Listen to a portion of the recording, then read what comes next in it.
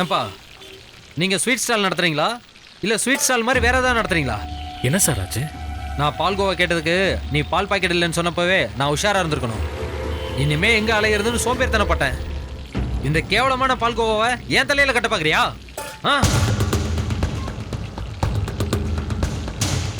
எங்க கடை எவ்வளவு ஃபேமஸ் தெரியுமா சார் இந்த ஊர்ல? சரக்கு சரியில்லைனா எடுத்து குப்பையில கொட்டினாலும் கொட்டுவோமே தவிர கஸ்டமருக்கு கொடுக்கவே மாட்டோம். தென்காசி ஃபுல்லா கேட்டு பாருங்க சார்.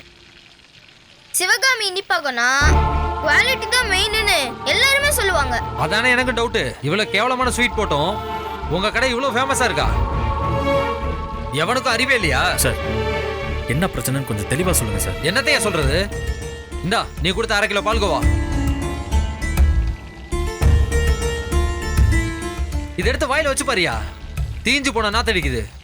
இதை மனுஷன் சாப்பிடுவானா?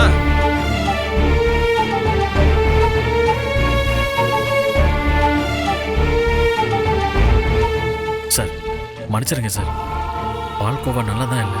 அதுக்கு காரணம் இது கெட்டுப்போன பால்கோவான்றது இல்லை, சரியா வேகலை சார். ஏதோ ஒன்னியா, பொருள் நல்லா இல்ல. இதை ஆசாசியா எங்க மாமியார் வீட்டுக்கு வாங்கிட்டு போனேன். பிரிச்சு வாயில வச்சுட்டு முகத்தை சொல்லிக்கிறாங்க. ஐயா இதான் நீ கடன் நடத்துற லட்சணமா?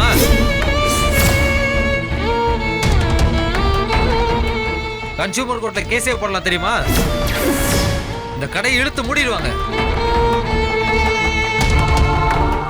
சார் என்ன மன்னிச்சிருங்க சார், எங்களோட தப்பு தான், நான் ஒத்துக்கிறேன். நீங்க வாங்கின 1/2 கிலோ பால்கோவா 140 ரூபா, நான் 200 ரூபாவை திருப்பி தந்துடுறேன். டேய் காசை கொடுறேன்.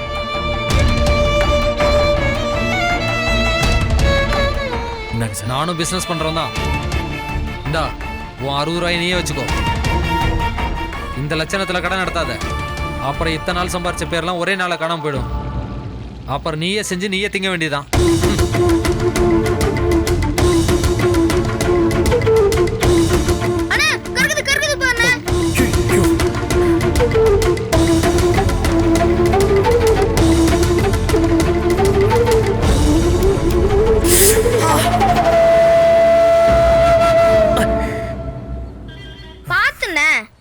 சார் அவரா என்ன நீ சொல்றேன், தப்பா நினைக்காத. நீ ஒரு நினைப்புல இல்ல, எப்பவும் வீட்டு பிரச்சனை நினைச்சு கவலையாவே இருக்கு. அப்ப எப்படி நீ வேலையை ஒழுங்கா பார்க்க முடியும்? நமக்கு கஸ்டமர் தான் முக்கியம். அவங்க தான் நம்ம கடவுள். அவங்கள மதிச்சு நடக்கணும், பொருளை தரமா கொடுக்கணும். நமக்கு என்ன கஷ்டம் இருந்தாலும் அது முகத்துல காட்டிக்க கூடாதுன்னு நீ தானே சொல்லியிருக்க. இன்னைக்கு நீயே இப்படி நடந்துக்கிறது நல்லா இல்லைண்ணே.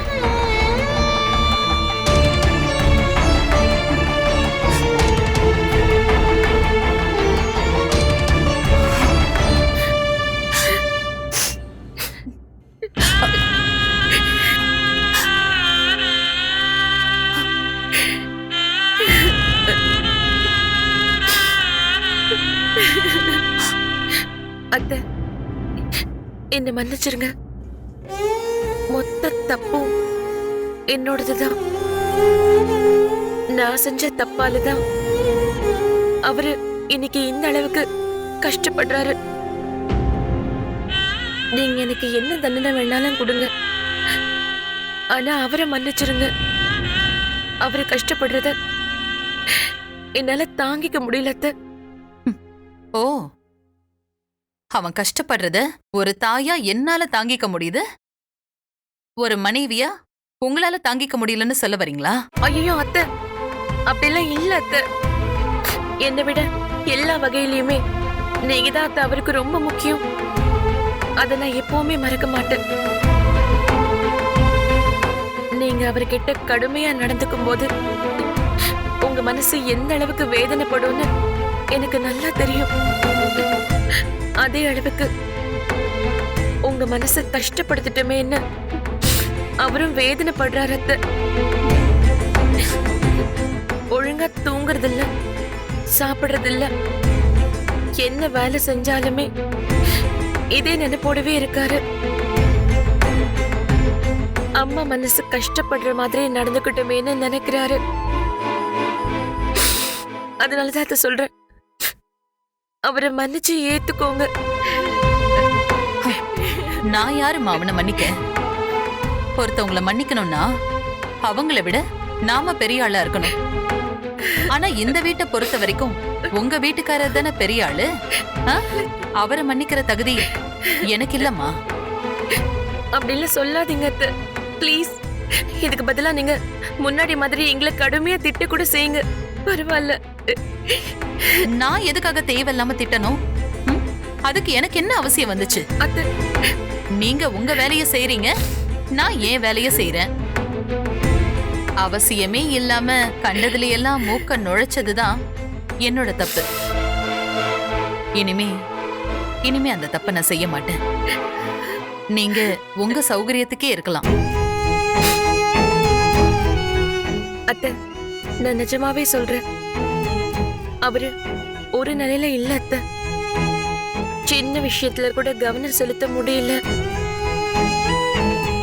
இன்னைக்கு காலையில ஹீட்டர் போட்டு விட்டுட்டு அப்படியே தண்ணியில கை வைக்க போயிட்டாரு. 4 தடவை கூப்பிட்டாதான் ஒரு தடவையாச்சும் திரும்பி பாக்குறாரு.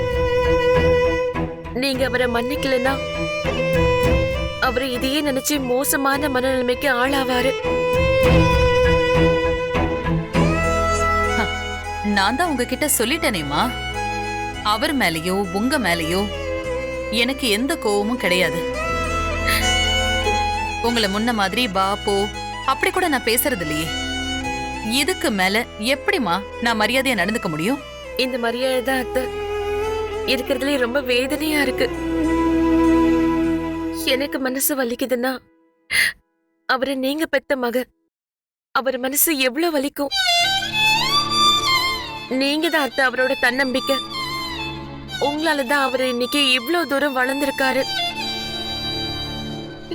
நீங்க அவரை கைவிட்டுட்டீங்கன்னா அவரை உடைஞ்சு போயிடுவார் அத்தை. உங்களுக்கே தெரியும் அவரு எவ்வளவு நல்லா ஸ்வீட் போடுவாருன்னு. இது வரைக்கும் நல்லா இருக்குன்னு சொன்ன கஸ்டமர் உண்டே தவிர நல்லா இல்லன்னு ஒருத்தரும் சொன்னதில்ல. ஆனா இன்னைக்கு ஒருத்தர் வாங்கிட்டு போன பொருளை திருப்பி கொண்டு வந்து கொடுக்கறாரு. இது நல்லதுக்கு இல்ல அத்தை. இது இப்படியே போனா அவரோட தொழிலும் சேர்ந்தே பாதிக்கும். அதனாலதான் அத்தை சொல்றேன், உங்களை கையெடுத்து கும்பிட்டு கெஞ்சி கேக்குறேன், அவரை மன்னிச்சிருங்க அத்தை.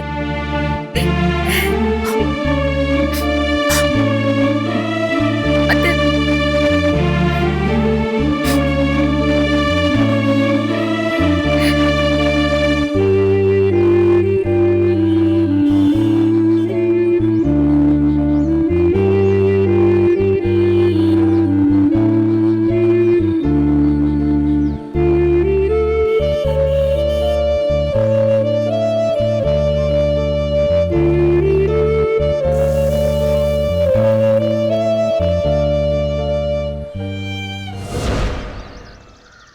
ஏய் பாரு, நம்ம ஃப்ரெண்ட்ஸ் எல்லாம் சேர்ந்து 3 நாள் கேரளா போலான்னு பிளான் பண்ணிருக்காங்க.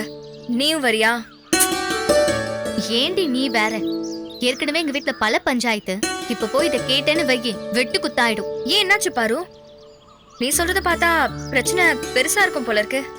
வெளிய இருந்து பார்க்கும்போது சின்ன பிரச்சனையா கூட இருக்கலாம், ஆனா எங்க வீட்டுக்கு இது ரொம்ப பெருசு. என்னன்னா என்னோட மூத்த அண்ணி சந்தியா சொல்லிருக்கேன்ல. ஆமா, கடைசி உங்க வீட்ல நடந்த கல்யாணம் அதுதானே? ஆமா, அதேதான். அவங்க படிக்காதவங்கன்னு தான் இத்தனை நாளா எல்லாரும் நம்பிட்டு இருந்தாங்க. ஆனா இப்பதான் தெரியுது அவங்க எம்காம் முடிச்சிருக்காங்கன்னு. அதுவும் எப்படி, இந்த வருஷம் யூனிவர்சிட்டிலேயே 3rd ரேங்க் அவங்க தாண்டி. போன வாரம் பேப்பர்ல போட்டோலாம் வர போட்டாங்க. ஓ, இப்பதான் படிச்சே முடிக்கிறாங்களா? கல்யாணத்துக்கு முன்னாடி எக்ஸாம் எழுதிருப்பாங்க போல. இப்பதான் ரிசல்ட் வந்திருக்கு. இதுல என்ன பிரச்சனைனா, அவங்க அண்ணன் என் தங்கச்சி படிக்காதவன்னு கல்யாணம் பண்ணி கொடுத்துட்டு அமெரிக்கா கிளம்பி போயிட்டாரு. இவங்க எங்க அண்ணன் படிச்சவர்னு நம்பி இங்க வந்துட்டாங்க. பார்த்தா தலைகீழா இருக்கு. பேப்பர்ல போட்டோ வந்து எங்க அம்மா பெரிய பிரச்சனை பண்ணிட்டாங்க. பொறு, எனக்கு குழப்பமா இருக்கு. உங்க அண்ணன் படிக்காதவரு, உங்க அண்ணி படிச்சவங்க. இவரு படிக்காதவருன்னு அவங்களுக்கு தெரியாது, அவங்க படிச்சவங்கன்னு உங்க வீட்டுக்கு தெரியாது. இப்ப உண்மை தெரிஞ்ச பிறகு நியாயமா ஷாக் ஆக வேண்டியது, சண்டை போட வேண்டியது உங்க அண்ணி தானே. இப்படி படிக்காத ஒருத்தரை படிச்சவர்னு பொய் சொல்லி ஏமாத்திட்டீங்கன்னு அவங்க தானே டென்ஷன் ஆகணும். அது என்னன்னா, எங்க அண்ணன் படிச்சவர்னு எங்க வீட்ல யாருமே போய் சொல்லல. எங்க அண்ணியோட அண்ணன் இப்படி ஒரு பொய்ய சொல்லிட்டாரு. அடுத்தது எங்க அம்மா சண்டை போட காரணம், எங்க அண்ணனுக்கு ஏற்கனவே ஒரு கல்யாணம் நடக்க இருந்து மாப்பிள்ள படிக்காதவர்னு ஒரு காரணம் சொல்லி கல்யாணமே நின்னு போச்சு. அதனால வரப்போற மருமக படிக்காதவளாதான் இருக்கணும்னு எங்க அம்மா ரொம்ப ஸ்ட்ராங்கா இருந்தாங்க. இவங்க இப்போ படிச்சவங்கன்னு தெரிஞ்சிருச்சா அப்படியே சாமி ஆடிட்டாங்க. ஓ, இப்ப புரியுது. மொத்தத்துல உங்க அண்ணி நல்லா படிச்சவங்கன்ற விஷயம் அவங்களுக்கு எதிரி ஆயிடுச்சு. அதேதான், அது எனக்கும் இப்ப எதிரி ஆயிடுச்சு. அதான் என்னோட பெரிய கவலை. ஏன், உனக்கு என்ன பிரச்சனை? ஏன்னா நான் செமஸ்டர்ல ஃபெயில் ஆனதை மறைச்சு 73% மார்க் எடுத்து பாஸ் பண்ணிருக்கேன்னு எங்க வீட்ல போய் சொல்லிருக்கேன். மறந்துட்டியா? ஆமால, யாரும் படிக்காதவங்கிற நம்பிக்கையில அடிச்சு விட்டுட்டேன். ஆனா ஒரு யூனிவர்சிட்டி ரேங்க் ஹோல்டரே எங்க வீட்ல இருப்பாங்கன்னு நினைக்கலடி. சீக்கிரமே காலேஜ்ல இருந்து வீட்டுக்கு மார்க் ஷீட் அனுப்பி வைப்பாங்க. அதை என் அன்னிக்கையில சிக்காம பாத்துக்கணும்டி. அதுதான் ரொம்ப முக்கியம். நீ எல்லாம் அசால்ட்டா ஒரு பொய்ய சொல்லிட்டு அதை தைரியமா சமாளிக்கிற. நான்லாம் சின்ன பொய் சொல்லிட்டாலே எனக்கு உதறி எடுத்துரும்.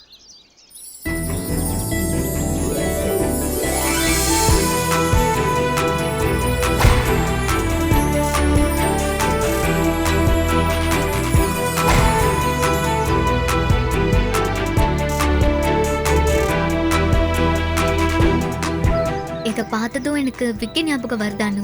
ஓ, இப்பெல்லாம் அந்த அளவுக்கு டெவலப் ஆயிடுச்சா?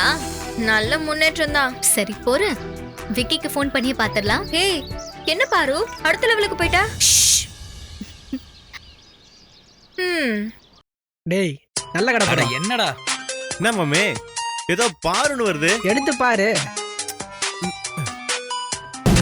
ஹலோ விக்கி, நான் பார்வதி பேசுறேன். சும்மாதான் கால் பண்ணேன். எனக்கு மனசு ஒரு மாதிரியா இருந்துச்சா, உன்னை பார்த்து பேசினா நல்லா இருக்கும்னு தோணுச்சு. அதான் ஃபோன் பண்ணேன். இப்போ உன்னை பார்க்க முடியுமா? ஒரு 5 நிமிஷம் பார்த்தா கூட போதும். நீ லொகேஷன் மேப் அனுப்புனா உடனே வந்துருவேன். ஓகே. டேய் மாப்ள, திருட்டு போன போன்ல ஒரு பொண்ணு இலவச இனிப்பா வருது. அதிர்ஷ்டசாலிதான் மச்சானி. எனக்கு மட்டுமாடா, நம்ம எல்லாருக்கும் தான்.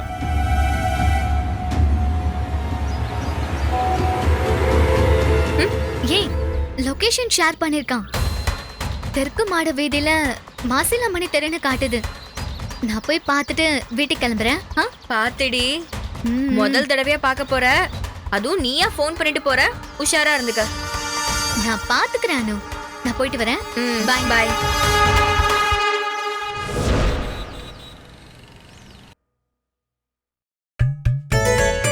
அம்மா இருக்கும்போதே கிச்சன் பக்கம் போகாம விட்டது எவ்வளவு பெரிய தப்புன்னு இப்ப எனக்கு புரிஞ்சிருச்சு. அப்பப்ப போயிருந்தாலாச்சும் கொஞ்சம் நஞ்சம் கத்திருந்திருக்கலாம்.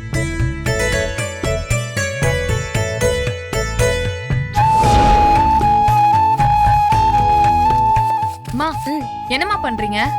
சாம்பாருக்கும் கூட்டு பொரியலுக்கும் காய்கறி வெட்டி வைக்கலான்னு வெட்டுறேன். மா, இதை இப்படி வெட்ட கூடாது. எப்படி? இங்க கொடுங்க.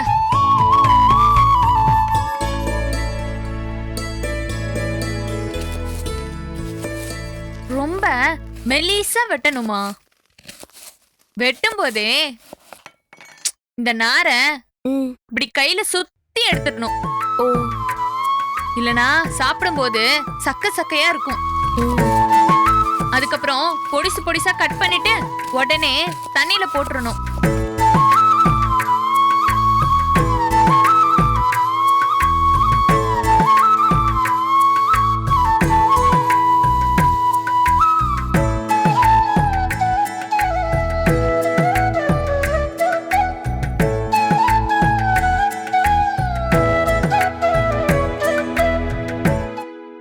அதே போல இந்த அவரைக்காய் இருக்குல்ல, இது இப்படி இருக்கா?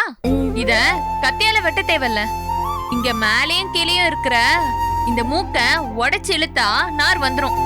இத தூக்கி போட்டுட்டு நடுவுல கிள்ளி போட்டுட்டா முடிஞ்சது. ஒவ்வொரு காய்கறிக்கும் ஒவ்வொரு முறை இருக்கா? ஆமாமா. ஆமா, இந்த பாவக்காய் இருக்குல்ல, இத வச்சு என்ன பண்ணலான்னு இருக்கீங்க? வறுக்கலான்னு இருக்கேன். வறுக்கிறதா இருந்தா ம், பொடி பொடியாவும் ம். வட்ட வட்டமாவும் வெட்டலாம். எப்படி இருந்தாலும் குட்டி குட்டியா வெட்டிட்டா ஈஸியா வெந்துரும். டேஸ்டும் சூப்பரா இருக்கும்மா.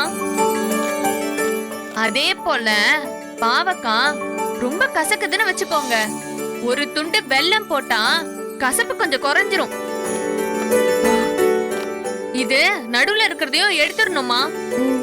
அதெல்லாம் சாப்பிட முடியாது. இந்த காய்கறிய ஊர் உலகத்துல எப்படி வேணாலும் வெட்டி போடலாம். ஆனா சிவகாமி அம்மாக்கு எப்படி பிடிக்குமோ அததான் உங்களுக்கு சொல்லித் தரேன். வெண்டைக்காய் எப்பவுமே பொடியா நறுக்கணும். அதான் உங்க மாமியாருக்கு பிடிக்கும். மயிலு, மா? வெண்டைக்காய் பொரியல் எப்படி பண்றதுன்னு சொல்லி தெரியா? அது ஒரு சின்ன வேலைதாம்மா. முதல்ல வெட்டின வெண்டைக்காய ஒரு பாத்திரத்துல போட்டு நல்லா வதக்கணும். அதுதான் ஃபர்ஸ்ட். இல்லன்னு வைங்க, வலை வலைன்னு வாயிலேயே வைக்க முடியாது. ஓ,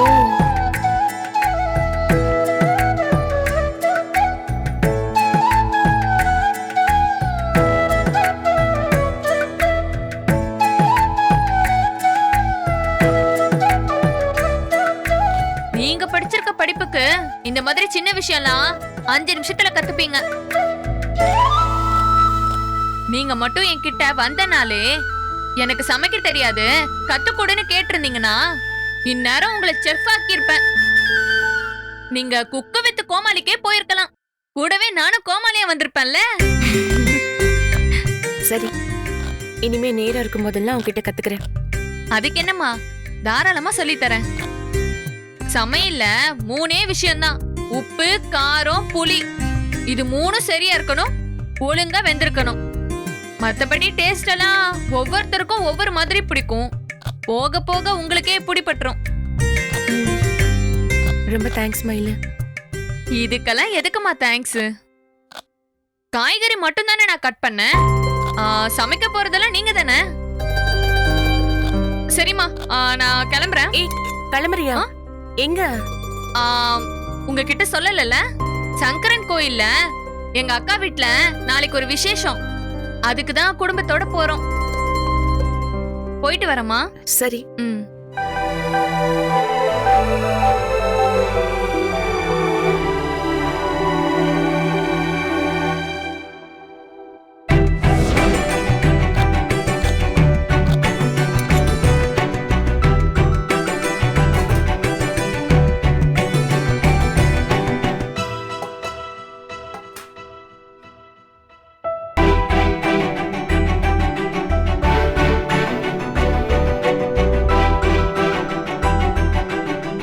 என்னங்க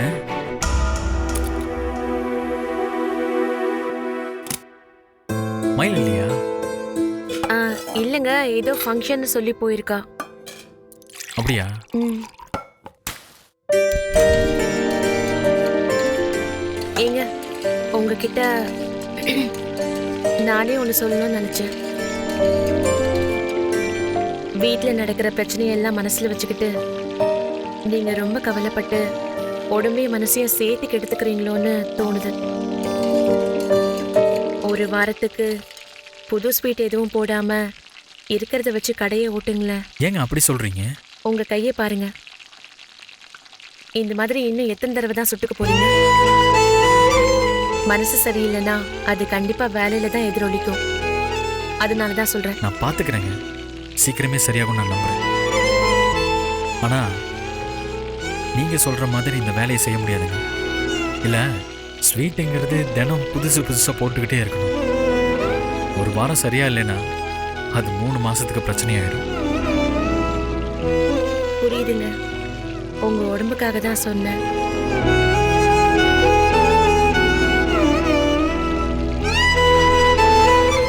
சரி, நீங்க என்ன பண்றீங்க?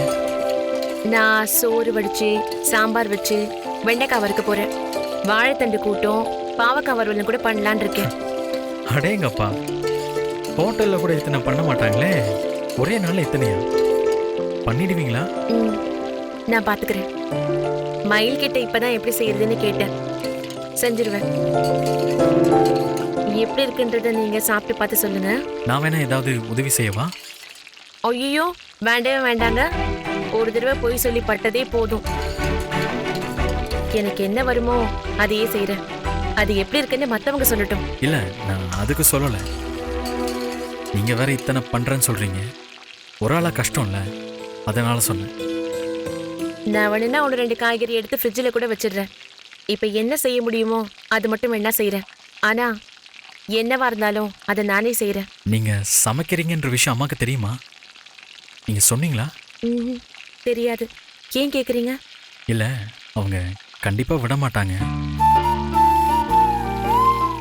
இப்போ அவங்க இருக்கிற மனநிலைக்கு கிச்சன் பக்கம்லாம் உங்களை விட மாட்டாங்க. உங்களை பயமுறுத்துறதுக்காக சொல்லலை. அவங்க குணம் எனக்கு நல்லா தெரியும், அதனால சொன்னேன். நீங்கள் நம்மளால் முடிஞ்சதை செய்வோம்னு நினச்சி ஒன்று பண்ணுவீங்க. அவங்க அதை வேற மாதிரி எடுத்துக்கிட்டு அவங்க பேச்சை மீறிட்டு தான் நினச்சிக்கிட்டா அது உங்களுக்கு சிக்கலுங்க. அதுக்காக சொல்கிறேன்.